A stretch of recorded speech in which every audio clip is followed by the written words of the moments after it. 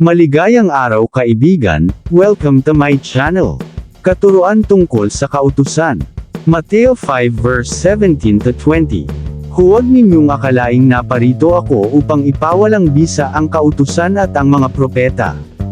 Naparito ako hindi upang ipawalang bisa ang mga iyon kundi upang tuparin.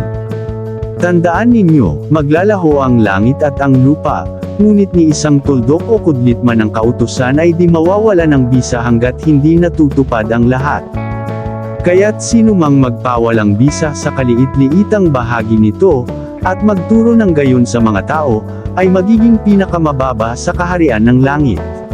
Ngunit ang sumusunod sa kautusan at nagtuturo sa mga tao na tuparin iyon ay magiging dakila sa kaharian ng langit. Sinasabi ko sa inyo, kung ang pagsunod ninyo sa kalooban ng Diyos ay tulad lamang ng pagsunod ng mga tagapagturo ng kautusan at mga Pariseo, hinding-hindi kayo makakapasok sa kaharian ng langit.